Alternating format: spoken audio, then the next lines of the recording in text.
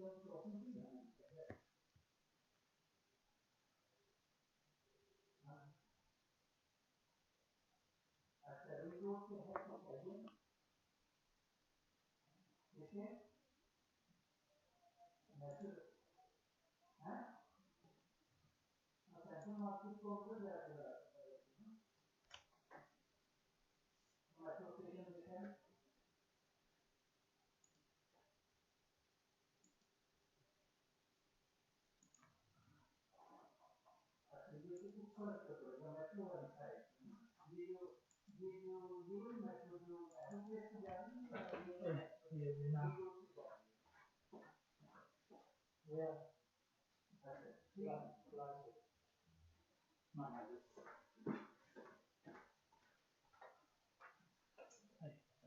you. So I start.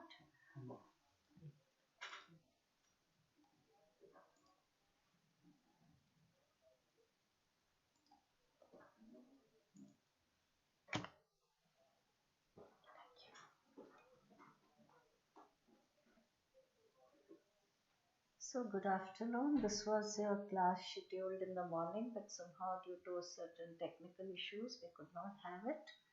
So I will be talking about gonorrhea and other bacterial STIs. And I hope you'll be able to see it before your practical class so that it will be easier during the practical. So the learning objectives of this class is that you should be able to understand and state the difference between STD, STI and RTI.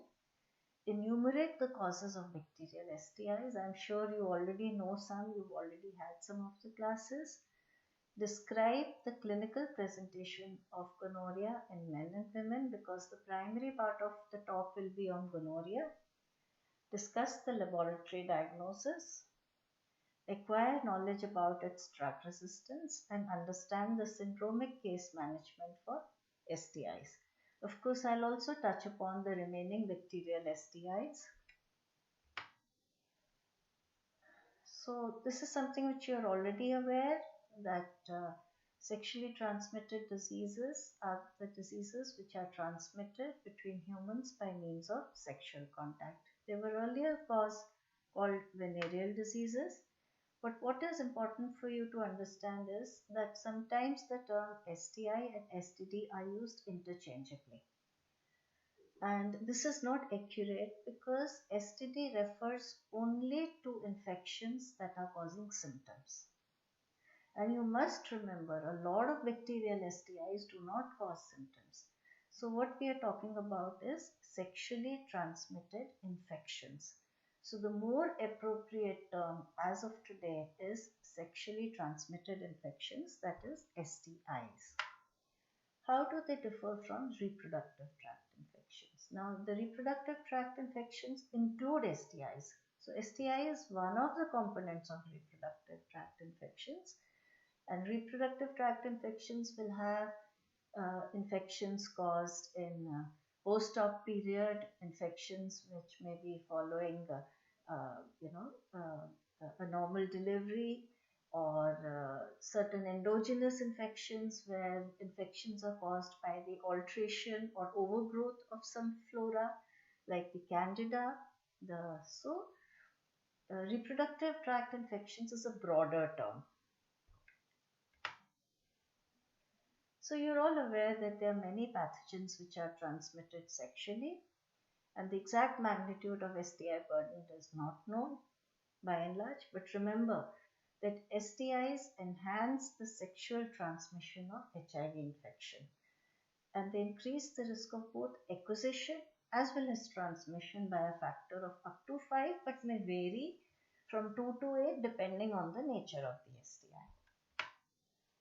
So let us have a look at the list of the bacterial STIs. We'll be talking about gonorrhea, which is caused by Neisseria gonorrhoeae. Chlamydia infection caused by Chlamydia trachomatis. You've already had your class, and I'm sure you have already covered LGV, lymphogranuloma venereum, which is caused by serotypes L1, L2 and L3. You've already had your class on syphilis caused by Treponema pallidum. You will, after this class, have your a brief introduction on mycoplasma and ureaplasma. So I will be primarily today covering gonorrhea and briefly touching upon chancroid, which is caused by Haemophilus ducreyi, and donovenosis, which is caused by Calymatobacterium granulomatis. So when we look at the global estimates, you don't have to remember the figures, but you can see syphilis rates have been more or less the same, but when we look at the others, they are only on an increase. Whether we talk of gonorrhea, chlamydia, or trichomoniasis. Gonorrhea is caused by Neisseria gonorrhoeae, which is a gram-negative, non-motile, kidney-shaped diplococcus with slightly concave adjacent ends. This was described by Neisser in gonococcal pus, and this organism is found predominantly in polymorphs, and it is a very fragile organism. The implication of its fragility comes when we are culturing the organisms. So then we have to take utmost care in the collection and in the transport of the samples. This slide shows you a typical smear showing intracellular gram-negative diplococci. You can all see that this is intracellular gram-negative diplococci. When we talk of prevalence, we really do not have much data from India. Limited data is available, and naturally we know that in the community, your take-home message should be that in the community it is less as compared to what we do in the STI clinic attendees. The incubation period varies from 1 to 14 days, and when we talk of the clinical presentation, remember, there is hardly any other disease where there is so much gender discrimination. When we talk of infection in men, men tend to be symptomatic and they seek treatment soon enough to prevent sequelae, but not soon enough to prevent transmission to others. Your take-home message should be men tend to be symptomatic. On the other hand, women tend to be asymptomatic. So when they are more than 50% can be asymptomatic, do not produce recognizable symptoms until complications have occurred, like PID and related sequelae like infertility and ectopic pregnancy. Neisseria gonorrhoeae can also cause proctitis, pharyngitis, conjunctivitis, and disseminated gonococcal infection in both sexes. So this gives the clinical manifestations in adult males, females, and infants, and as we can see, uncomplicated infection in males is urethritis, which can lead to complications like epididymitis, urethral strictures, DGI, and in adult females it's cervicitis, can lead to PID, tubal infertility, ectopic pregnancy, and DGI, and infants ophthalmia unitorum because getting infected during passage through the birth canal, and its complications can be corneal ulceration, perforation, leading to blindness. So as I have told you in the clinical manifestations, extragenital infections are also seen.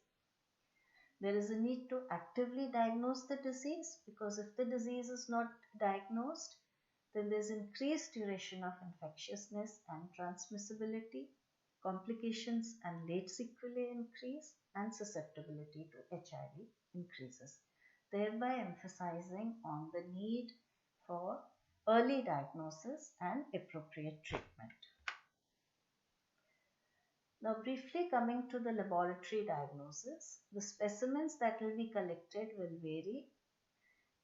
We may collect a urethral discharge if there is obvious purulent discharge, a cervical discharge, or simply a urethral swab when there is no discharge, a pharyngeal swab, depending on the clinical presentation, and a rectal swab. And less common samples collected for diagnosis are blood and synovial fluid. The diagnostic techniques range from conventional and molecular methods. So when we talk of microscopy, which is so simple, rapid, it has a specificity of over 90% and a sensitivity of over 95% in symptomatic men. But when we talk of asymptomatic men, okay, asymptomatic men are really uncommon. But certainly endocervical specimens from women, the pharyngeal or the rectal specimen, then the sensitivity goes down.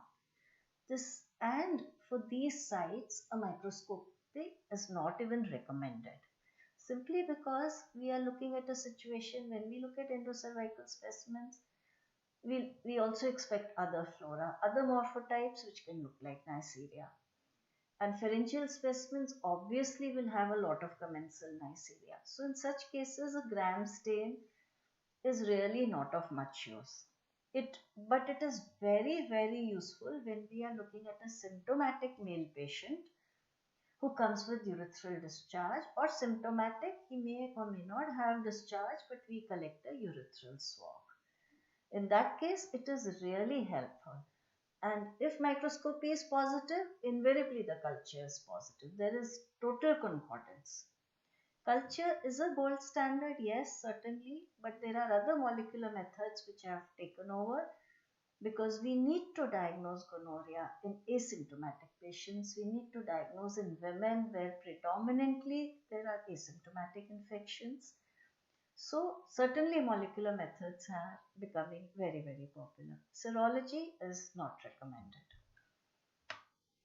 So this table simply gives you how good each of the diagnostic system is. Microscopy, as I mentioned, is very good. It is rapid, but it is not recommended in women. It is not even recommended from samples such as pharyngeal swab or a rectal swab. Culture is the gold standard. It has a sensitivity of 80 to 95% provided the optimal conditions are maintained, and a specificity of course of 100%. But it is time consuming. Usually it grows not so much in 24 hours, takes about 48 hours to grow.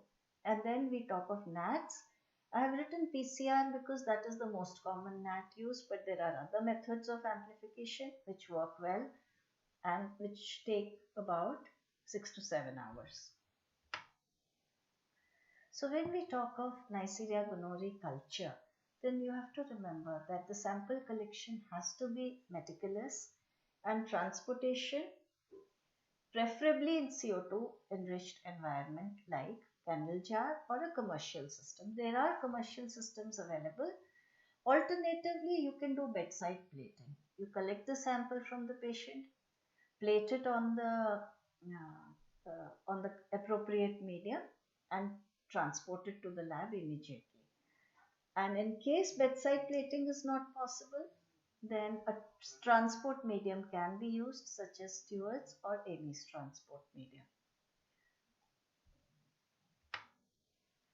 So when we culture this organism, we always use two different media are used for growth. One which is inhibitors and one which is without inhibitors. So one which is selective and one which is non-selective medium, and various combinations. The most popular two combinations are saponin-lysed blood agar plus VCNT and chocolate agar, or modified Thayer-Martin and chocolate agar. So we use one medium with antibiotics to make it. Remember, all of these media are enriched because it's a fastidious organism, we need very rich medium. So all the medium combinations are the type of enriched medium, and one we use is selective, which is made selective by the addition of antibiotics, and the other which is without antibiotics. And this is done because certain Neisseria strains, Neisseria gonorrhoeae strains, may be susceptible to this antibiotic. That is why. Very few, really less than 5%, but to not lose that, we do two different media. And culture conditions, ideally, the plates are to be incubated in 5% CO2 at 36 or 36.5 degrees Celsius. Since Most popularly, it is the modified Thayer-Martin combination with chocolate agar which is used. Now, just to show you that it has vancomycin, colistin, nystatin, and trimethoprim. Vancomycin suppresses the growth of gram-positive microbes, colistin gram-negative. Other than the pathogenic Neisseria, nystatin suppresses the growth of yeast, while trimethoprim is added to inhibit the swarming of protease. This is to show you a culture plate which is showing the growth of Neisseria on both Thayer-Martin and chocolate agar. So after 24 hours, what we see is colonies which are small, round, translucent, and then what we need to do is a presumptive identification of Neisseria gonorrhoeae, which is done on the basis of gram staining, oxidase test, and superoxol test. We will tell you in the practical these in detail. I'm sure you're all familiar with oxidase test. You know Neisseria is oxidase positive. You're already familiar with the other pathogenic Neisseria, which is Neisseria meningitidis. We also do a superoxol test, and a rapid carbohydrate utilization test is done for definitive identification of Neisseria gonorrhoeae. So oxidase test, you all are aware, it is the 1% oxidase reagent. I'm not sure if you can all remember this. Tetramethyl paraphenylene diamine dihydrochloride. And always a oxidase test is done with controls. A superoxol test is done using 30% hydrogen peroxide, and a positive test indicates immediate production of bubbles. We will show you these tests in the practical class. And this is the rapid carbohydrate utilization test. It is rapid carbohydrate utilization because here it is a growth independent method. We are using preformed enzymes. We have the results in 2 to 4 hours. Unlike other sugars that you have seen for gram-negative bacteria, we incubate overnight. So in this case, we get the result in 2 to 3 hours or 2 to 4 hours. And further, the indicator used in this is phenol red. So production of acid changes the red to yellow. And as you can see that for Neisseria gonorrhoeae, only glucose is fermented and all the others, lactose, maltose and sucrose, are negative.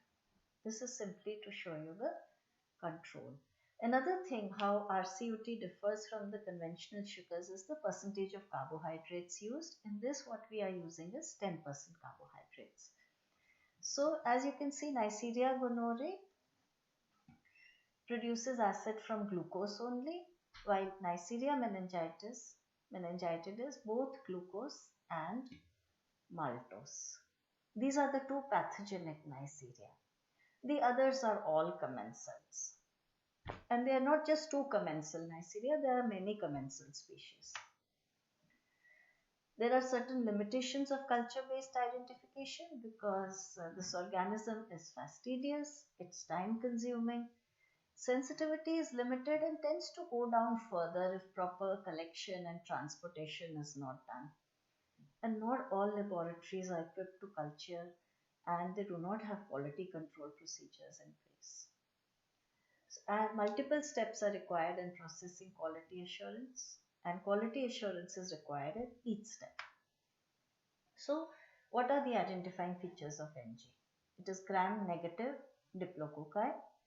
On chocolate agar, small round translucent convex colonies with finely granular surface. It is oxidase positive, superoxol positive, ferments glucose with production of acid, does not ferment maltose and sucrose and lactose actually. So once we have the isolate, we are also putting up the antibiotic sensitivity, and these are the antibiotics for which we normally test. But for your purpose, what is important is that we must test for ceftriaxone, the oral cephalosporins and azithromycin, because the treatment recommendations include in India cefixime and azithromycin, a combination, while most of the Western countries are using ceftriaxone and azithromycin. So we are doing the antimicrobial susceptibility testing, but that is more for our collection of data. When a patient comes suspected of gonorrhea in our STI clinic, and then the patient is treated right away, is given antibiotics as per syndromic approach, and then this is more for our data, so that to see if there is any change in the susceptibility of this organism or not. That is the purpose of doing antimicrobial susceptibility for this organism. Because the treatment is done immediately to the patient, because STI patients do not, the return rates are very poor. So we are not going to wait for 48 hours for it to grow and then another 24 hours to put for antibiotic sensitivity. We simply treat the patient. So I'll tell you more about the syndromic approach subsequently, and I will also tell you why we use it. So the key element in the control is early and appropriate treatment. And when we look at the treatment guidelines, I have already told you the CDC guidelines recommend ceftriaxone, combination of ceftriaxone and azithromycin single dose, while we are using cefixime and azithromycin combination orally single dose. Now this looks very complicated, but this is simply to give you an idea. Don't go into the details, simply to give you an idea that at what point certain antibiotics were used, whether we look at penicillin, whether we look at tetracycline, whether we look at fluoroquinolones. Then subsequently these antibiotics are no longer useful for treatment of this infection. So it rapidly develops resistance, sometimes chromosomal, sometimes plasmid mediated, sometimes both. But over the years we have seen resistance to penicillin. We have seen penicillin, which was introduced here, we have seen resistance coming. Tetracycline resistance also, and then came the fluoroquinolones in the early 90s and became ineffective, maybe in some of the Western countries in 2007, but in India, very much by the end of 90s, fluoroquinolones were not effective. And then came the cephalosporins, and now we are also seeing resistance to cephalosporins, and what is recommended is combination therapy. Third generation cephalosporins was azithromycin, and this organism is heading towards a superbug status. We have seen MDR-NG, we have seen XDR-NG, that is multi-drug resistance Neisseria gonorrhoeae and extensively drug resistance Neisseria gonorrhoeae. You're familiar with these terms with regard to TB, with regard to gram-negative, other gram-negative bacteria, and this. I am not really going into the definitions of MDR-NG, XDR-NG, but if somebody wants, I can always share. You people have my email ID. So as I have just mentioned to you, the antibiotic resistance can be chromosomally acquired or can be plasmid mediated or can happen both. So when we talk of chromosomal, we have seen it in penicillin. First, stepwise increase in MIC till it becomes resistant. Also for quinolones, and we are seeing the same thing for extended spectrum cephalosporins, that is a slow walk towards resistance. In exceptional cases, this walk is very fast, that is a single mutation can lead to resistance, but spectinomycin is something which we are not using in our country, it's not even available. So, but when we look at penicillin, quinolones and extended spectrum cephalosporins, we are looking at gradual increase in MICs. We have seen in penicillin, which was introduced in the 40s, remain effective till the 80s. And at that point, it is the plasmid mediated which came in. So penicillin, we are seeing both. In tetracycline, you can see that it is plasmid mediated resistance. But we also see chromosomal. For quinolones, it is only chromosomal resistance, and now for extended spectrum cephalosporins, so far we have seen increasing MICs only and no plasmid mediated resistance. So the integrated approach to control includes improved prevention, better diagnosis, and effective treatment.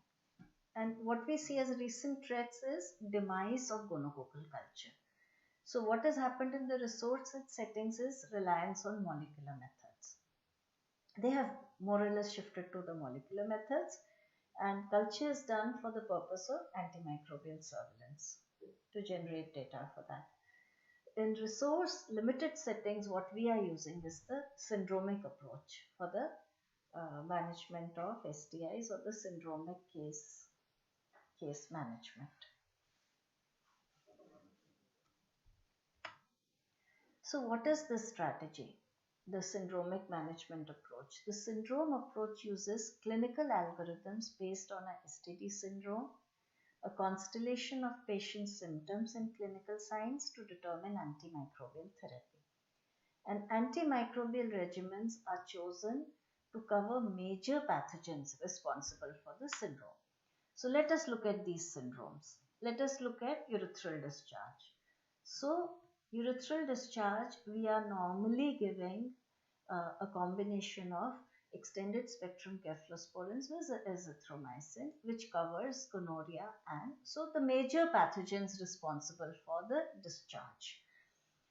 And for genital ulcer disease, these are the common etiological agents: syphilis, chancroid, and genital herpes. And depending on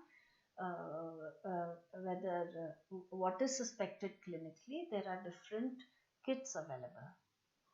So you can see that there is vaginal discharge, urethral discharge, genital ulcer disease, lower abdominal pain, scrotal swelling, inguinal bubo, and the neonatal conjunctivitis, and the most common causes for these. So this, as I just mentioned to you, that when we are talking of urethral discharge or the cervical discharge, it is the grey kit, the combination of azithromycin and cefixime, single dose. And vaginal discharge, it is the green kit, which is secnidazole and fluconazole. And these are the common etiological agents when we talk of vaginal discharge: trichomoniasis, candidiasis, and bacterial vaginosis. So diagnosis based on clinical manifestations eliminates the laboratory component in treatment delays, which is really important when we are talking of STI clinic attendees. But certainly we may end up over-diagnosing, over-treatment, leading to issues like antibiotic resistance. And one very important factor is that we are not going to look at asymptomatic infections because they will not come. This is an approach based on symptoms. And additional constraints in women are because if we are looking at cervical infection caused by Neisseria gonorrhoeae and we are going to take vaginal discharge as the entry point, then it makes it very non-specific. Because in this we are going to take, even when we are suspecting cervical infection by Neisseria, we'll take this as the entry point. So that makes it very non-specific. And then treatment guidelines, of course, need to be updated from time to time. So this is briefly about what I wanted to discuss about gonorrhea and the syndromic approach. If you have any doubts, you can always email me. You have my email ID. Now coming to chancroid, which is the soft sore, is caused by gram-negative bacteria Haemophilus ducreyi. I'm sure you have already read about Haemophilus influenzae. These are short ovoid bacilli occurring in end-to-end pairs or short chains, gram-negative, but frequently showing bipolar staining. The incubation period varies from 1 day to 2 weeks, and patient has one or more tender, non-indurated, irregular, painful genital ulcers, and a combination of painful ulcer with tender adenopathy suggestive of chancroid. Now this is when we look at genital ulcers. I have already talked about syphilis, and I mentioned to you that it is indurated. And when we talk of non-indurated ulcers, they can either be painful or painless. When we are talking of painful ulcer, non-indurated ulcer, then uh, we think of chancroid. Well, painless can be due to donovenosis or lymphogranuloma venereum. Diagnosis. Now, Haemophilus, I'm sure you remember the X and V factor requirement by Haemophilus species. Haemophilus ducrei requires X factor, and you may not remember the details of the culture media, but remember this requires rich media. So everything that you see, gonococcal agar base, fetal calf serum, chocolated horse blood, these are all very rich media. So supplemented with all these things, so you require rich medium for it to grow, and culture is difficult certainly, so molecular methods is also an option.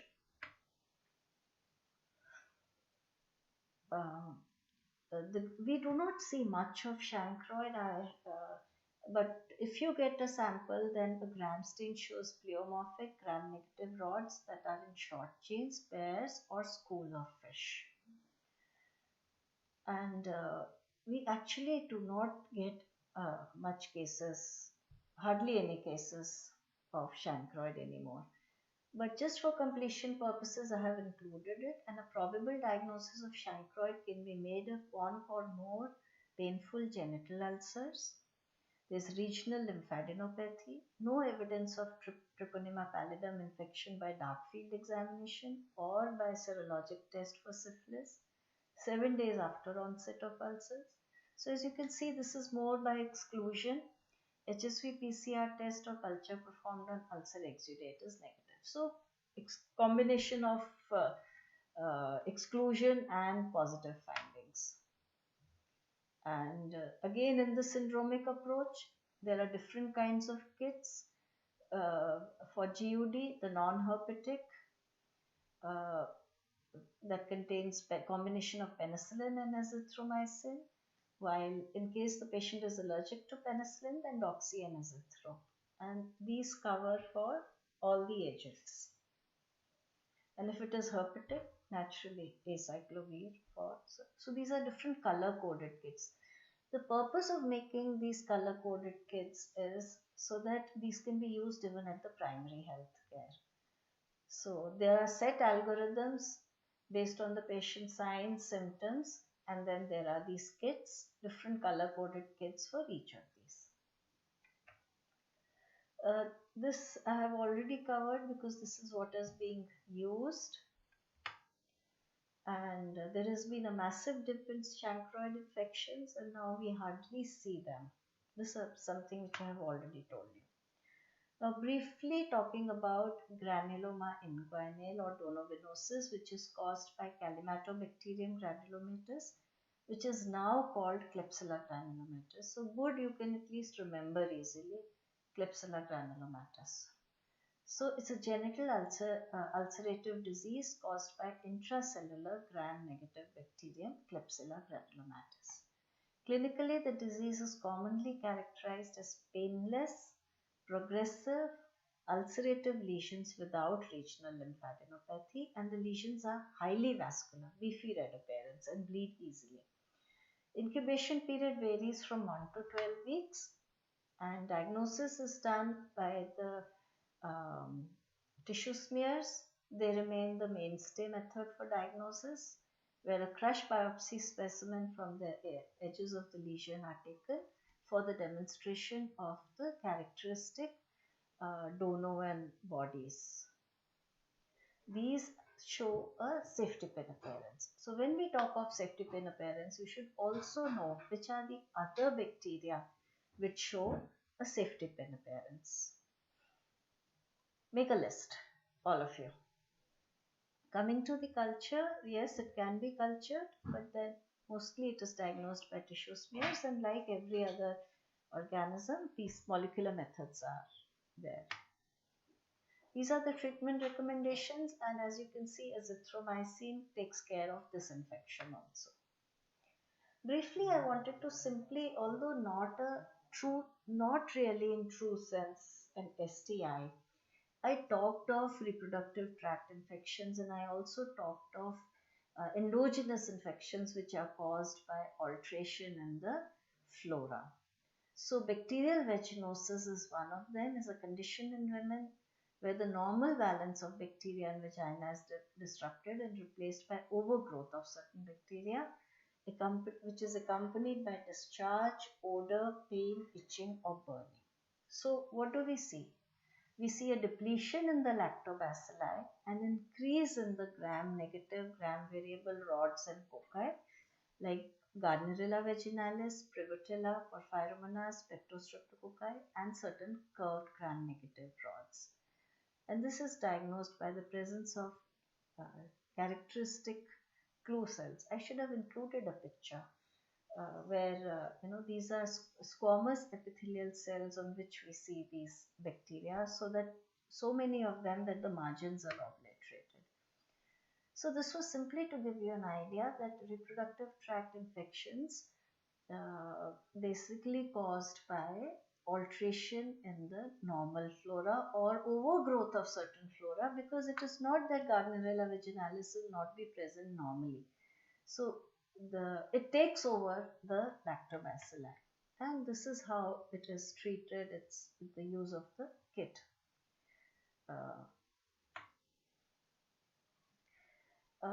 Just a slide on prevention of STIs, which I'm sure it has been discussed already, which includes surveillance, the epidemiology, the partner notification, contact tracing, health education, laboratory services, clinical services. So basically emphasis on education, emphasis on early diagnosis, emphasis on early treatment, emphasis on contact tracing and treatment of the contacts.